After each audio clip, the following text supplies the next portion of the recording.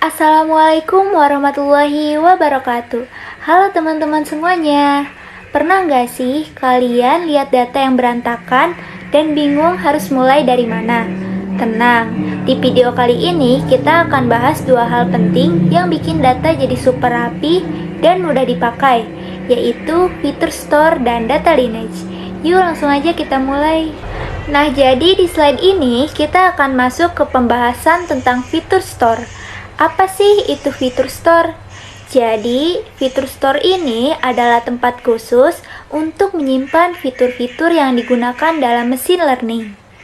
Fitur ini bisa berupa data yang sudah diproses, dibersihkan, atau dihitung. Pokoknya data yang siap dipakai untuk melatih dan menjalankan model. Dengan adanya fitur store ini, tim data tidak perlu membuat fitur yang sama berulang-ulang. Semua fitur sudah tersimpan rapi dan bisa dipakai kembali kapanpun dibutuhkan. Fitur store ini memiliki beberapa tujuan penting. Yang pertama, memastikan fitur yang dipakai ketika training model sama dengan fitur yang dipakai saat prediksi. Ini penting agar model tidak menghasilkan hasil yang berbeda atau tidak konsisten. Yang kedua, memudahkan kolaborasi antar tim. Jadi semua orang bisa memakai fitur yang sama tanpa harus buat ulang.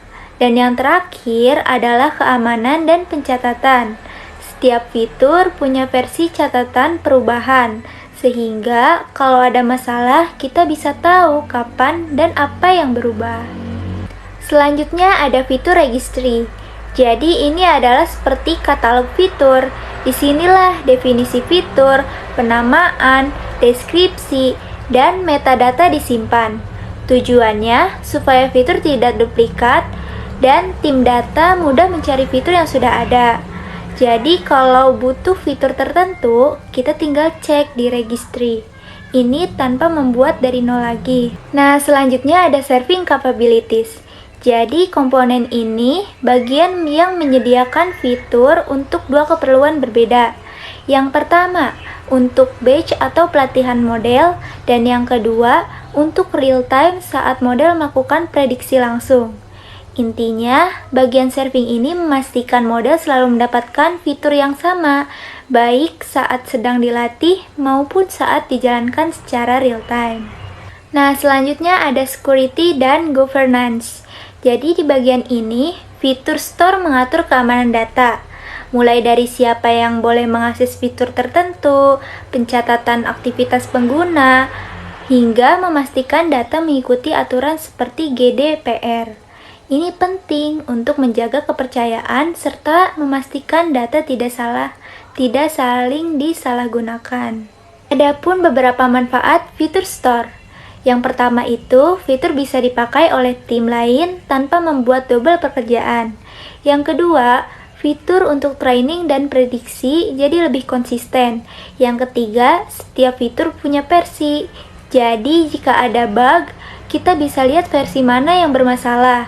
Dan yang terakhir ada proses MLOps, menjadi jauh lebih cepat dan terstruktur.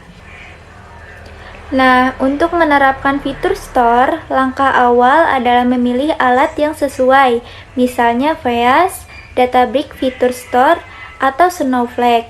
Lalu, kita menghubungkan Pipeline ETL agar bisa memasukkan data langsung ke fitur store. Dan yang terakhir, menambahkan sistem real-time seperti API untuk mengambil fitur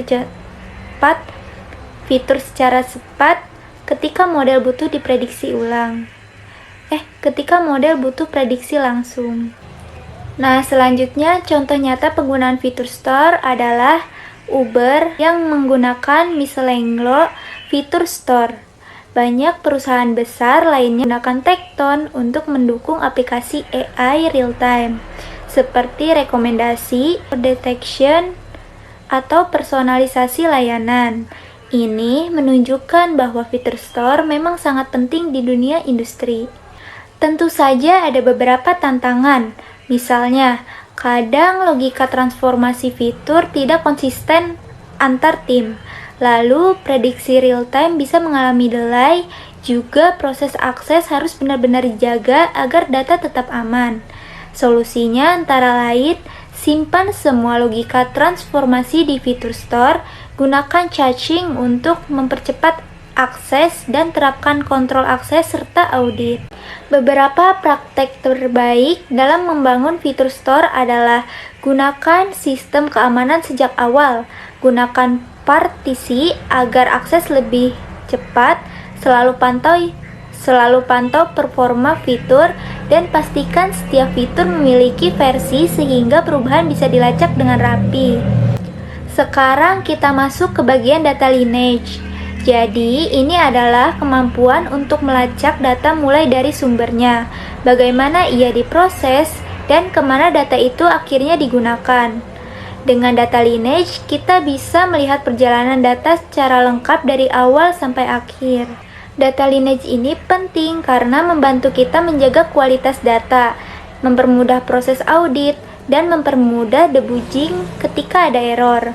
Selain itu, lineage juga membantu kita memahami dampak perubahan data ke sistem lainnya, sehingga keputusan terkait data bisa lebih cepat. Fungsi utamanya meliputi: yang pertama ada melacak asal data dan perubahan yang terjadi.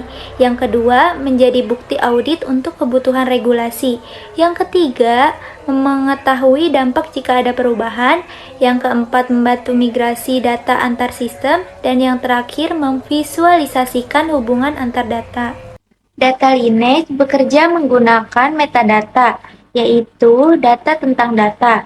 Metadata menyimpan banyak informasi seperti sumber data, struktur, siapa yang mengakses, transformasi apa saja yang dilakukan, dan kapan terakhir berubah.